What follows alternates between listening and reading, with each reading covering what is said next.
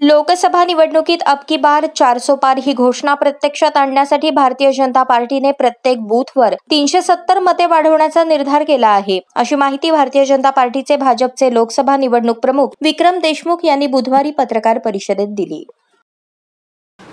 Booth विजय अभियान असं एक अभियान पक्षाने आमचा देश पातळीवर सांगितलं आहे. थोडक्यात आशय असा आहे की 3 एप्रिल ते 9 एप्रिल प्रत्येक बूथवर 370 मतं प्रत्येक बूथच्या प्रमुखांनी त्याच्या टीमच्या सहकार्याने वाढवावी अशी त्यातली कल्पना. मग ती कशी वाढवायची तर त्याच्या आम्ही हे सगळं स्पेसिफिक बूथला धरून आहे की बाबा त्या बूथवरची आमची जी 1+30 ची टीम आहे त्या टीमने घरोघरी संपर्क करायचा आहे. त्याच्यामध्ये मोदीजींच्या कार्यकाळामध्ये झालेलं पंतप्रधान म्हणून झालेली विकास कामं ही त्यांना सांगायची. वेगळ्या वेगळ्या समाज घटकांसाठी जे काही योजनांच्या माध्यमातून मिळालेलं लाभ आहे त्या लाभार्थींचा संपर्क करायचा आहे आणि वेगळ्या वेगळ्या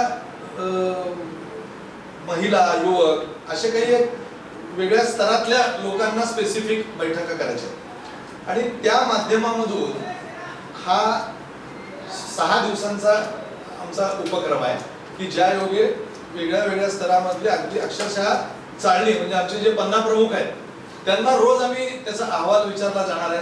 त्यांच्याकडनं त्यांनी केलेला प्रवास, दिलेल्या घर भेटी, त्या म्हणजे त्याची सगळी नोंद, या सगळ्या गोष्टीचा तपशील घेऊन आम्ही ते म्हणजे एक व्यापक संपर्क, एकही मतदार संपर्काविना राहू नये अशी मोहीम या निमित्ताने पक्षाच्या वतीने करतोय.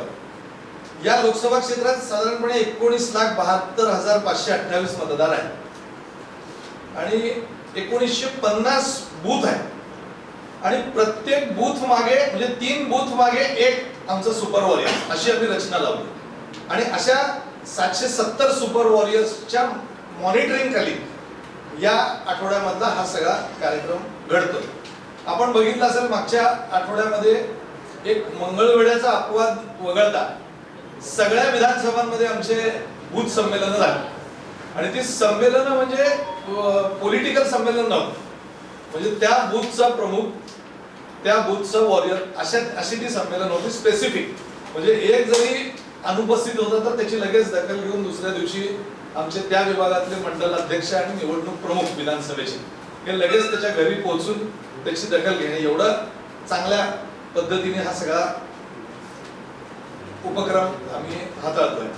परंतु तुम्ही म्हणता ती सूचना पण व्हॅलिड आहे की बघा असं आहे की म्हणजे पुन्हा हे खूप पर्सनल होईल कुणालाही, पण कुठल्याही निवडणूक असू दे, कुठलेही युद्ध असू दे, कुठलेही त्याचे काही नियम निश्चितपणे पाळले गेले पाहिजेत आणि उभय पक्षांना ते बांधले पाहिजे.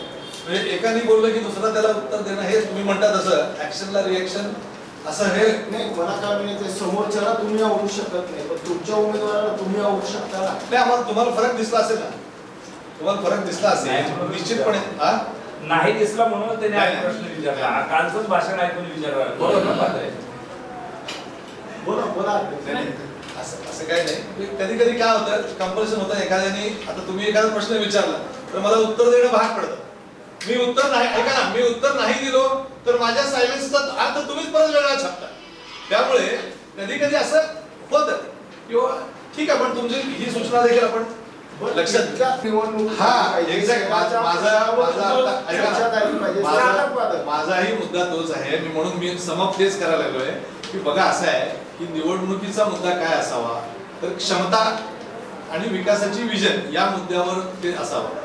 उपरा परका घरचा आता याला इतके फाटे आहेत की म्हणजे त्याला मी तुम्हाला आता सांगू शकतो की यात कुणीच म्हणजे त्याला ही सगळी प्रश्न मागं पडली केवळ उपरा आहे म्हणूनच मागं पडली म्हणायचं नाही ना. मी तेच तर सांगतो ना की आता त्याचे उत्तर देण्याची ही पत्रकार परिषद नाही. त्याच्यावर मी तुम्हाला 100% समाधानकारक खुलासा करेन, पण आता तो विषय नाही आहे.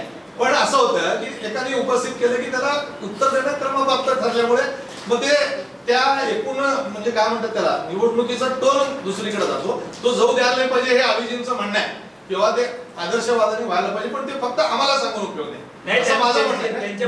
म्हणूनच हे जे अभियान आहे ना की मतदारांनी मतदार का करायचंय कुणाला करायचंय आणि कशाच्या आधारे करायचंय हे सांगण्यासाठीचाच हा कालावधी आहे.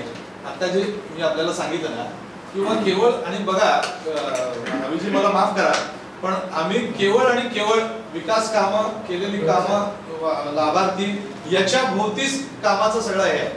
तर ठीक आहे आता काही गोष्टी एका दुसऱ्या होणार मनुष्य तितक्या प्रवृत्ती आहेत त्यामुळे हे काय मिलिटरी नाही कुणीतरी एखादा होणार आता ते त्याला तुम्ही म्हणता ते काय पंतप्रधान मिशन ठेवून निवडणूक लढवत असतील 2014च्या तर तुम्ही मिशन ठेवून सोलापूरच्या विकासाचं मिशन ठेवून तुम्ही भाष्य करू शकता ना याच्यावर. नक्कीच करायचंय आता येणाऱ्या काळात तेच करायचंय. मी तेच त्यासाठी माझं म्हणणं आहे की बाबा इथून पुढे या सगळ्या गोष्टीमध्ये एक सुसूत्रता आपल्याला बघायला मिळेल. 2 विषय त्याच्यातले की 51% मतं ही तो बूथ जिंकण्याला लागतात किंवा आपल्याला कॅन्डिडेट जिंकायला लागतात. आता मागे झालेल्या मतदानामध्येही ऍडिशन करायची. मागचं जे म्हणजे एखाद्या आता समजा मी त्या बूथवर बसणारा कार्यकर्ता आहे तर मला काय करायचंय तर मागच्यापेक्षा अधिक मतदान घ्यायचं आहे. ते कितीने घ्यायचं आहे तर साधारणपणे 51% अधिक ते बूथवर मतदान असावं असं त्याच्यातला मतीत अर्थ आहे. तुम्ही म्हणता तसं बाबा साधारणपणे एका बूथचं मतदान आणि त्याच्यातली ग्रोथ टक्केवारी हे धरून आपण म्हणलं की 350 ते 500 मताची ग्रोथ आपल्याला ते उद्दिष्ट आपण ठेवून हे चालतो.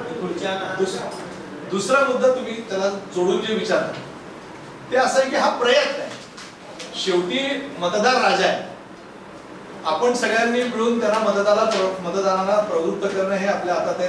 त्यांना पटवून देणं आणि मतपेटीपर्यंत नेणं या प्रयत्नासाठी आम्ही अग्रेसर हा मुद्दा आहे.